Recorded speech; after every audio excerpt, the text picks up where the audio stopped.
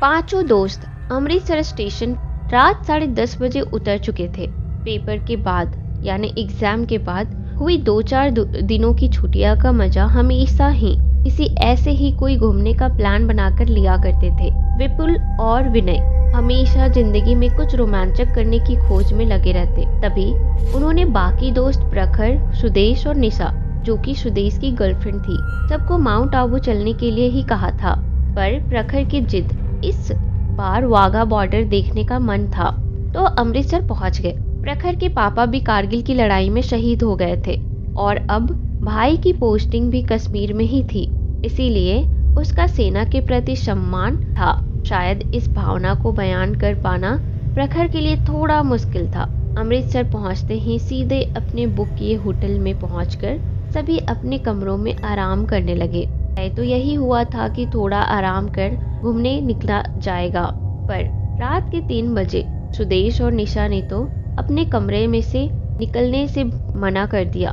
पर प्रखर, विपुल और विनय तीनों पहुंच गए अमृतसर के स्वर्ण मंदिर और साथ में थोड़ी दूर था जालियांवाला बाग। गुरुद्वारे में माथा टेककर अमृतसर की सुनसान बड़ी सड़कों पर घूमना शुरू कर दिया। हालांकि उनका होटल स्वर्ण मंदिर से बहुत ज्यादा दूर नहीं था, कर फिरने के लिहाज से बस निकल पड़े उन गलियों की तरफ जहां आधे से ज्यादा मकान बंद पड़े थे। एक अजीब सा सन्नाटा तरफ बिखरा पड़ा था। बंद दरवाजों के तालों पर जंग लग चुका था, कुछ तो टूटकर गिरने के हालात में थे। तीनों दोस्त बड़े ध्यान से सभी बंद घरों को देखे जा रहे थे। बीच में विपुल और विनय मजाक भी करते थे, ये तो काफी बड़े घर हैं, पर लगता है कोई सालों से लौट कर नहीं आया। विपुल बोला, चल हम कब्जा कर लेते हैं इन पे और सुदेश या निशा को वेडिंग गिफ्ट में स्वीट होम स्वीट गिफ्ट करेंगे, कहकर दोनों जोर से हंसने लगे। अरे यार, मुझे तो भूतिया घर लगते हैं, एक अजीब सी दहशत हो रही है। प्रखर बोला, हो भी सकता है, फिर तो मजा आने वाला है इस ट्रिप में। विपुल ने ताली देकर विनय को कहा, चुप कर यार, चल निकले यहाँ से, होटल पहुँचते हैं, प्रखर ने कहा। प्रखर तेज तेज कदमों से चलने लगा। तभी आगे जाकर चाय की दुकान नजर आई तो विपुल दोनों को जबरदस्ती वहाँ ले गया। भैया 3 कप कड़क वाली चाय पिलाओ और यह भी बताओ कि यह इतने सारे घर बंद क्यों हैं? विपुल ने चाय वाले से पूछा। वहीं अंग्रेजों के जमाने का जालियांवाला बाग कांड, बस कितने ही घर उजड़ गए, क्या कोई नहीं जो इन घरों को संरक्षण दे सके? विनय ने पूछा। कौन देगा, सरकार तो कुछ करती नहीं और इनका कोई बचा नहीं। जो थोड़े बहुत किसी के रिश्तेदार बचे थे वे भी बाहर चले गए, अब तो बस ऐसे ही खाली है, चाय वाले ने चाय देते हुए कहा। और आप कब से है यहाँ पे? प्रखर ने पूछा।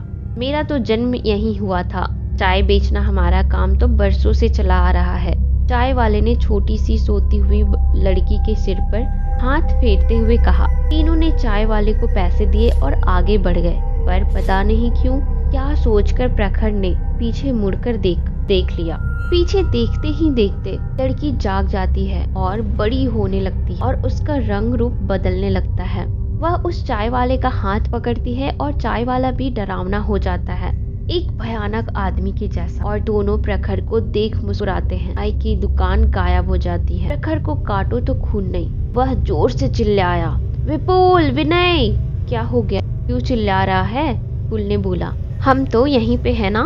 प्रखर विपुल से बोला, यार वह दुकान और वो चाय वाला, वो लड़की, सब के सब भूत बन गए, बहुत डरा हुआ था। देख भाई, कल सुबह बात करते हैं, बहुत थक चुके हैं, और उस चाय वाले की बातें सुनकर मैं समझ सकता हूँ कि तेरे दिमाग में क्या चल रहा होगा। जो भी है, होटल चलते हैं, आराम करते हैं, विपुल ने प्रखर को होटल के अंदर खींचते हुए कहा। तीनों होटल के कमरे में पहुंचे, अपने कपड़े बदले और बिस्त पड़ गए, पर प्रखर बेचैनी से खिड़की से बाहर देख रहा कि आंखों में नींद नहीं थी, फिर भी थकावट इतनी थी कि वो ज्यादा देर जागने का संघर्ष नहीं कर सका और सो गया। सुबह के 10 बजे पांचों होटल से रवाना हुए और रास्ते में विनय कल रात की बात सुदेश और निशा को बताता जा रहा था। सब उसका मजाक भी उड़ा रहे थे, पर प्रखर का ध्यान उस दुकान पर ही था जो कल रात की थी। यह तो बंद पड़ी है, निशा ने कहा। हाँ, बंद तो है, चलो किसी से पूछते हैं, प्रखर ने कहा। साथ में कुल्फी रेडी वाले से पूछा।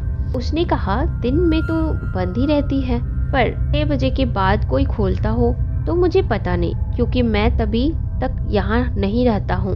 सब यह सुनकर आगे बढ़ गए और प्रखर को भी लगा शायद मेरा मन का वहम होगा। अब सब फिर गुरुद्वारे में माथा टेक जालियांवाला बाग देखने पहुंच गए। चारों तरफ शांति और देशभक्ति का प्रतीक यह बाग और उधम सिंह की मूर्ति सबके मन में साहस और श्रद्धा की भावना को मजबूत कर रही थी। जहां सुदेश और निशा सेल्फी खींचने में लगे थे, वहीं प्रखर को वही लड़की और चाय वाला दिखाई दिए। तो ने चारों को बताया। सब उन दोनों के पास पहुंचे। भैया आप यहाँ पहचाना? कल रात हम चाय पीने आए थे, आप यहाँ क्या कर रहे हो? विपुल ने पूछा। हम तो यहाँ आते ही रहते हैं, हमारे सारे अपने यही तो रहते हैं। रात को चाय का काम, चाय वाले ने अजीब और बेहद दर्द भरी आवाज में कहा। वो छोटी सी लड़की ने चाय वाले का हाथ पकड़ा हुआ था। आप हमारे साथ फोटो खिंचवाओगे? ने कहा और प्रखर सबकी फोटो खींचने लगा। प्रखर ने फोटो खींचते वक्त यह महसूस किया कि कैमरे में लड़की बड़ी नजर आ रही है।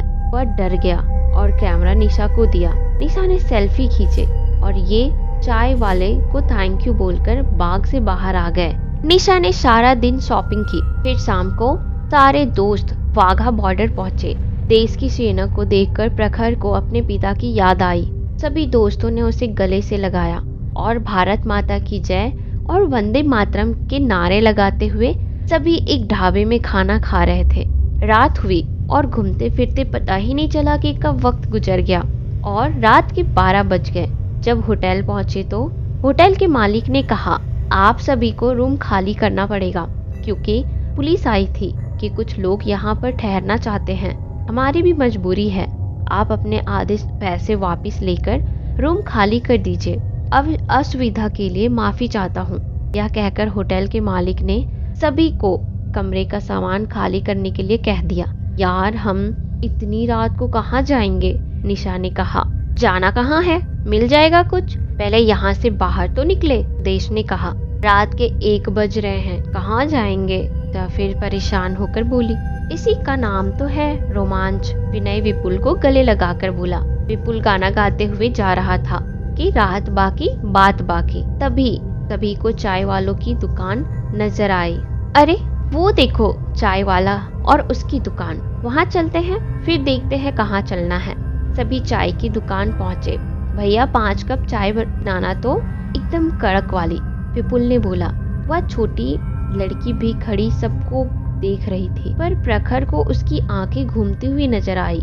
उसने एकदम ध्यान हटा लिया। भैया कोई होटल मिल जाएगा क्या? हमको मजबूरी में अपना होटल खाली करना पड़ा है, विनय ने कहा।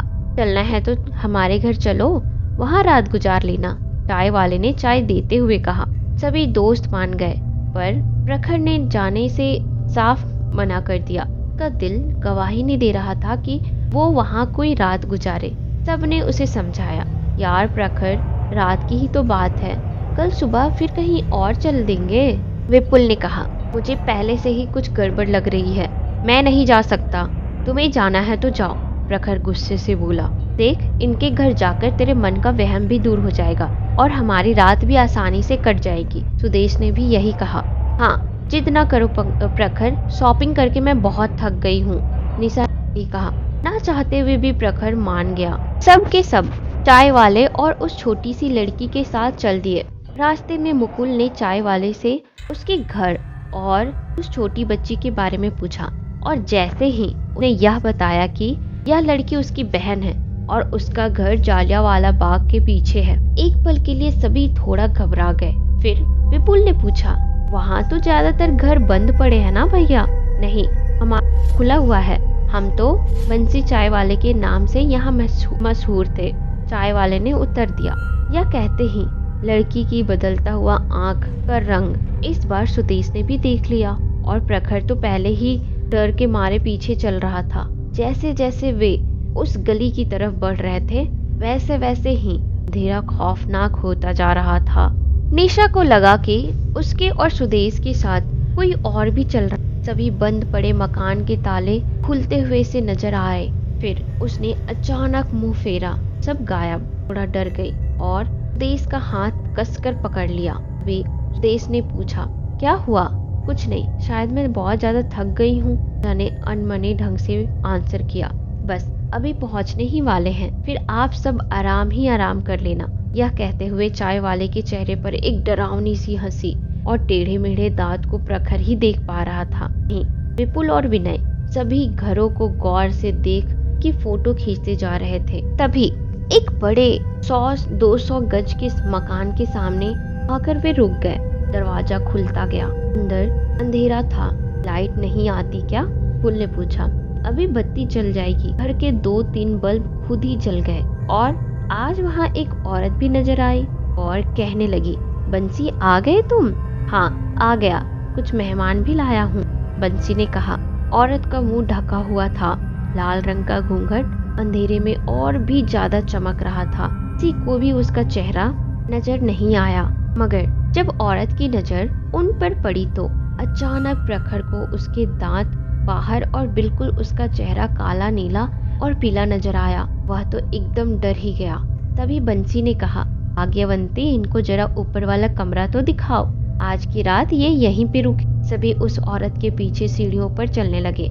विचित्र सा खौफ, मानो ऐसा लग रहा था जैसे सीढ़ियों पर कोई एक नहीं अनेक लोग खड़े हों। अनेक लोगों का खड़ा होना सिर्फ निशा और प्रखर को महसूस कर जैसे ही वह कुछ बोलते तब कमरा आ चुका और वह औरत वहाँ से जा चुकी। कमरा पुराने समय के हिसाब से बना हुआ था। दीवारों पर पेंट उखड़ा हुआ था।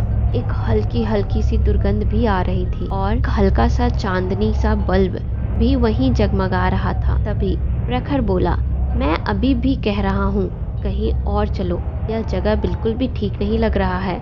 या ना हो कि पता चले कि हम यहाँ आए थे घूमने के लिए और यहीं किसी भूतिया में फंसकर भूल भुलैया ही बन जाए। मुझे भी कुछ अजीब सा डर लगता है। सुदेश, आज जब मैंने फेसबुक पर डालने के लिए कैमरा चेक किया था तब उस भैया और लड़की की फोटो कहीं नहीं थी। मुझे लगा डिलीट हो गई।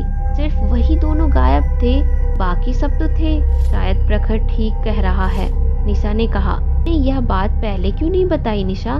सुदेश ने कहा। मैं दुविधा में ही थी, क्यों और क्या कहूँ, निशा ने सफाई दी। यार वक्त तो देखो, रात के 1 बजने वाला है, फिर कुछ ही देर में सुबह हो जाएगी। तुम लोगों से थोड़ा सब्र नहीं होता? चल यार विपुल, मेरे दिमाग में कुछ खुरापाती चल रही है, चल छत पर चलकर बात करते हैं, इन डरे हुए लोगों को यहीं रहने देते हैं। क्या कहकर विपुल और विनय कमरे से बाहर निकल गए। चलो निशा, थोड़ा सा सो लेते हैं, बहुत थक चुके हैं। फिर सुदेश कमरे में ही बिछी चारपाई पर लेट गया। निशा भी वहीं उसके सामने बैठ गई और प्रखर जमीन पर बैठ गया। थोड़ी देर में सुदेश और निशा तो सो गए, पर प्रखर की आंखों में कहीं भी नींद का नामो निशान नहीं था। वह तो बस कमरे की दीवार को देखे जा रहा था। ऐसा लग रहा था कि जैसे इस कमरे का कोई डरावना गुजरा हुआ कल है जो अभी उसके सामने शुरू हो जाएगा। और हुआ भी वही। उसे टूटे हुए पंखे पर कोई लटकता हुआ नजर आया और अचानक गायब हो गया। प्रखर से उस कमरे में रुका नहीं गया। कमरे से निकल नीचे बरामदे में आ गया। पसीने से लथपथ प्रखर जैसे ही बरामदे में पहुंचा, ने देखा कि 4-5 लोग, काली पीली वाले लोग बरामदे में घूम रहे हैं। वह लड़की भी वहीं थी। पहले से भी ज्यादा डरावनी लग रही। चेहरा नीला पड़ा हुआ था। तरफ सभी बढ़े जा रहे थे। ऐसे लग रहा था जैसे सब उसके शरीर के अंदर घुस जाएंगे और वह कुछ नहीं कर पाएगा। जोर से चीखा और वहां से सो रहे निशा और सुदेश भी जाग गए और भागते हुए नीचे आए। तभी विपुल और विनय हुए कैमरा लेकर आ गए और सब कुछ ठीक हो गया। वह डरावने लोग सही हो गए। 2 औरतें और 2 आदमी, पर वह लड़की नहीं थी। अब हमारा किया हुआ था। अपने भैया से बात कर ली थी, हम यह डरावने वीडियो अपलोड करेंगे और तहलका मचा देंगे। देखना कितने ज्यादा लाइक आते हैं और खूब पैसा भी मिलेगा।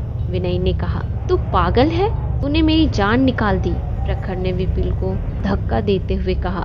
निशा और सुदेश भी डांट लगाई। प्रखर ताजी हवा लेने छत पर चला गया। निशा और सुदेश भी वापस कमरे में आ गए। विपुल और विनय वहीं कैमरा चेक करने लगे। उसे वीडियो शुरू की। पूरा घर सब वीडियो में दिख रहा था, पर जब आगे बढ़े तो प्रखर के अलावा वहाँ कोई नहीं था। बस वीडियो में प्रखर चीखते हुए दिख रहा था। यह क्या, बाकी सब लोग कहाँ गए? तूने ढंग से शूट तो किया था, विपुल ने पूछा। हाँ यार, सब सही चल रहा था, पता नहीं क्या हुआ। विनय अभी भी कैमरा बार बार ठीक से देखकर बोल रहा था, मगर बस प्रखर ही दिख रहा था। हम दोबारा शूट कर लेंगे, जरा भैया से पूछ कर आता हूँ, कहकर विनय पूछने चला गया। ढूंढते ढूंढते एक कमरे में पहुंच गया। उस कमरे में पहले से कोई पीठ खड़ा था। घुसते ही विनय ने बोलना शुरू किया, भैया क्या फिर से वही लोग आ जाएंगे? हमारा ठीक से शूट नहीं हुआ है। उस आदमी ने कुछ नहीं कहा। विनय उसके पास चला गया, का कंधा पकड़कर फिर बोला, भैया। यह सुनते ही ने पीछे मुड़कर देखा तो विनय को काटो तो खून नहीं, ये दोनों आंखें नहीं थी, पूरा काला पड़ा हुआ था। एक भद्दी और मोटी सी आवाज में बोला, हाँ आ जाएंगे, बताओ कब बुलाना है, कहकर उसने विनय की गर्दन पकड़ ली और विनय की आंखें बाहर आई। जब काफी देर तक विनय नहीं पहुंचा तो वह उसे ढूंढने जाने के लिए सोचने लगा। भी विनय आ गया। तू ठीक है? कहाँ रह गया था? विपुल ने पूछा और देख विनय कुछ बोला नहीं, बस सिर हिला दिया। कब आ रहे हैं वो लोग? बस आते ही होंगे, विनय ने विपुल को घूरते हुए कहा। चल मैं बाकी दोस्तों को भी बुला लेता हूँ। यह कहकर विपुल ऊपर कमरे में गया तो वहाँ निशा और सुदेश पहले से ही सर पकड़कर बैठे हुए थे। क्या हुआ? विपुल ने पूछा। प्रखर तो यहाँ से जाने के लिए कह रहा है, वो नहीं मानेगा, अब हम यहाँ से निकलेंगे, सुदेश बोला। कैसी बातें कर रहे हो? एक वीडियो और शूट कर लेते हैं, मैंने सब इंतजाम कर लिया है, बहुत मजा आएगा, हम रातों रात अमीर बन जाएंगे। जरा सोचो तो, विपुल ने कहा। प्रखर नहीं मानेगा, वह वैसे भी बहुत परेशान लग रहा है और हम उसे नहीं समझा सकते और उसे अकेला भी नहीं जाने देंगे, निशा ने कहा। ठीक है, तुम तीनों नीचे आओ, हम वहीं थोड़ा सा शूट कर बाहर के दरवाजे से बाहर निकल लेंगे, विपुल ने कहा। सभी अपना बैग लेकर नीचे बरामदे में आ गए। नीचे विपुल सबसे पहले ही अपना बैग लेकर आ गया था और उनका इंतजार कर रहा था। विनय के हाथ में कैमरा था। तभी विपुल ने एकदम से शुरू करना कहा तो सबकी सब डरावनी शक्लें उनकी तरफ बढ़ने लगी और पूरा कमरा भूतों के हजूम से भर गया। प्रखर, निशा और सुदेश जोर से चिल्लाए और भागने लगे। दरवाजे की तरफ भागो, विपुल ने उन्हें रोकते हुए कहा। ये सब एक नाटक है, पर ऐसा कुछ नहीं है। विनय सबको मना कर मत भागो। उन्हें जैसे ही पलटकर देखा सब भूत रुक गए। भी विपुल ने कहा, सभी को धन्यवाद, पर अब हम चलेंगे। चल विनय, यहाँ से चलते हैं, कहकर उसने विनय का हाथ पकड़कर उसे चलने के लिए तो कहा तो विनय ने पूरी ताकत से विपुल को दीवार की ओर धकेला। तब विनय को देखने लगे कि आंखें लाल हो गई और उसका सिर घूमने लगा। का मतलब वह भी एक भूत बन चुका था। सबके सब भागो यहाँ से, प्रखर ने कहा। चारों दोस्त दरवाजे की तरफ भागने लगे। सबने दरवाजा खोला और भागते भागते सड़क पर आ गए। फिर एक बंद घर के पास हांफते हांफते रुक गए। ने कहा था ना कि कोई गड़बड़ है, मगर मेरी सुनता कौन है? अब भुगतो, ने चिल्लाते हुए कहा। मैं और नहीं भाग सकता, मैं थक गया हूँ, विपुल यह कहकर उस बंद घर के पास बैठ। जल्दी से जल्दी स्टेशन पहुँचते हैं और यहाँ से निकलते हैं, देश ने कहा। तभी उन्होंने देखा हाँ विपुल बैठा हुआ था। घर का दरवाजा अपने आप खुला और जोर की आंधी आई, विपुल को अंदर खींच कर ले गई। सब बुरी तरह डर गए और भागने लगे। आगे वो भाग रहे थे और पीछे उनके भूत बनकर विनय भाग रहा था। छोटी छोटी गलियों में भागते हुए तीनों दोस्त एक खुले घर में पहुंचे। पीछे मुड़कर देखा तो कोई नहीं था। अब क्या करें? ऐसे तो हम सबके सब मारे जाएंगे, निशा ने रोते हुए कहा। कुछ नहीं होगा, बस कुछ घंटों के बाद सुबह होने वाली है, फिर यहाँ से निकल जाएंगे, सुदेश ने उसे गले लगाते हुए कहा। तभी प्रखर ने उस घर की तरफ देखा तो वह भी घर किसी खंडर से कम नहीं लग रहा था। सामने कुछ तस्वीरें लगी थी, शायद उसी घर के लोग थे। एक जगह पूरा परिवार, एक जगह कुछ बच्चों की तस्वीरें। उसी बच्चों में छोटी लड़की जो तस्वीर में दिखाई दी।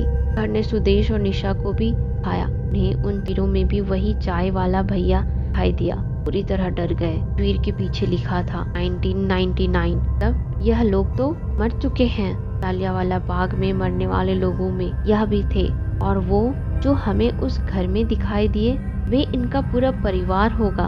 मैं कहूँ कि तस्वीर कैमरे में क्यों नहीं आई? का मतलब विपुल और विनय भूतों के साथ शूटिंग कर रहे थे। माय गॉड, निशा ने सिर पटक कर कहा। अब क्या होगा? सुरेश ने भी कहा। क्या ये तीनों भी विनय और विपुल की तरह भूतों के चंगुल में फंस जाएंगे या इनसे बच कर के निकल जाएंगे? या फिर वो चाय वाला और वह छोटी लड़की, क्या है उनका कहानी? क्यों इनके पीछे पड़े हुए हैं? और यहाँ के सारे दरवाजे और सारे घरों के ताले क्यों बंद है? यह जानने के लिए आप इस कहानी का पार्ट 2 देखिए। और आप इस कहानी का पार्ट 2 तभी सुन पाएंगे जब आप इस चैनल को सब्सक्राइब करेंगे। तो आप जल्द से जल्द अभी ही मेरे चैनल को सब्सक्राइब करो ताकि आप इसके आगे की कहानी